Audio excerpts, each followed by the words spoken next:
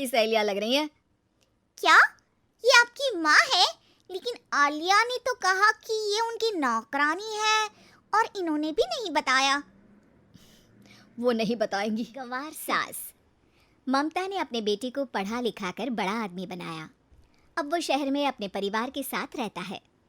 एक दिन ममता का बेटा रोहन अपनी पत्नी आलिया से कहता है, अरे आलिया सुनो, माँ अब से गांव में नहीं रहेगी, वो हमारे साथ यहीं रहेंगे शहर में। उनका कमरा आज नौकर से बोलकर अच्छे से साफ करवा देना। ओह, आज तो मेरी किटी पार्टी है, फिर मुझे जिम और फिर शॉपिंग। ठीक है, कल करवा दूंगी। अच्छा, लेकिन माँ के सामने ये कपड़े नहीं चलेंगे। हाँ, तुम्हें साड़ी या सूट पहनना होगा। अरे बिल्कुल भी नहीं। मेरे मम्मी पापा ने इतना पैसा लगाकर शादी इसलिए नहीं की थी कि मैं अपनी मर्जी के कपड़े पहन ओढ़ भी ना सकूं। अरे चलो, गुस्सा मत हो, लेकिन कुछ दिन तो माँ की खुशी के लिए कर सकती हो ना। लेकिन आलिया मानती नहीं। माँ आती है सिंपल सी साड़ी, झोला और चप्पल पहनकर। अरे रोहन, मैं इनके साथ कैसे रहूंगी? मेरी फ्रेंड्स क्या कहेंगी? ये तो पूरी गंवार लग रही है। आलिया, माँ गांव में रहती थी इसलिए ऐसी हैं। तुम आज ही माँ के साथ जाकर उनकी पसंद की शॉपिंग करवा देना। इनके साथ घर के अंदर रहना मुश्किल है, बाहर तो मैं कभी भी ना जाऊं। रोहन को आलिया पर गुस्सा आ जाता है। माँ, ओ माँ। हाँ बेटा। वो माँ को ले जाने के लिए उनका हाथ पकड़ता है कि अरे माँ, तेरे हाथ अभी तक इतने कड़े हैं, तूने इसका कोई इलाज नहीं किया? अरे बेटा, इसका कोई इलाज नहीं। वैसे भी मुझे कोई शर्म नहीं कि मेरे हाथ मुलायम नहीं है, क्योंकि इन्हीं हाथों से मेहनत कर मैंने तुझे बनाया है बेटा। अगले दिन। माँ, मैं ऑफिस जा रहा हूँ, कुछ लाना हो तो आलिया को बोलकर फ़ोन करवा देना। रोहन के जाने के बाद, आप ना आज कमरे में ही रहिएगा, घर में पार्टी है, मेरी सहेलियां आ रही हैं, मैं उन लोगों के सामने आपको नहीं ला सकती हूँ। ठीक है बहू, लेकिन तुम कहो तो मैं कुछ खाने को बना दूँ तुम लोगों की पार्टी के लिए। वो लोग सिर्फ कॉन्टिनेंटल या थाई फूड ही खाते हैं। कोई बात नहीं, कभी इंडियन खिलाने वाला कोई मिला नहीं होगा ना। मैं बनाकर कमरे में चली जाऊंगी। जैसे आपकी मर्जी। आलिया के घर उसकी दोस्त आती हैं, पार्टी होती है।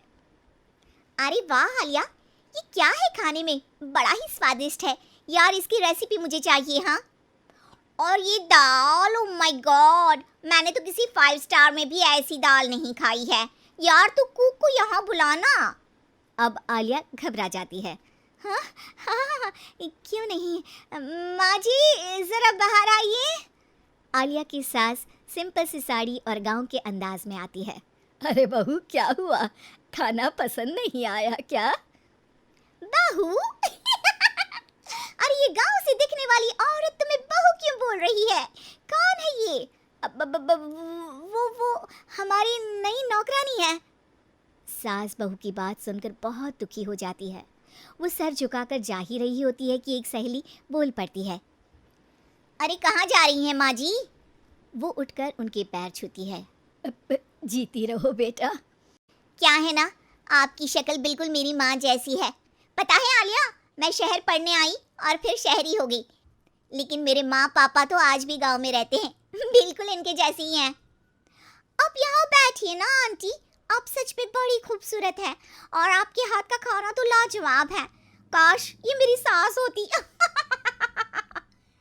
सभी सहेलियां सास को घेर कर बैठ जाती हैं और उनसे खाने की रेसिपी पूछ रही होती है कि तभी घर की बेल बजती है और रोहन आता है।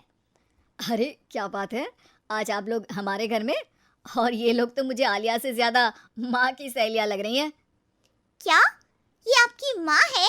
लेकिन आलिया ने तो कहा कि ये उनकी नौकरानी है और इन्होंने भी नहीं बताया। वो नहीं बताएंगी, क्योंकि उनके लिए बच्चों की इज्जत और उनकी खुशी सबसे पहले है।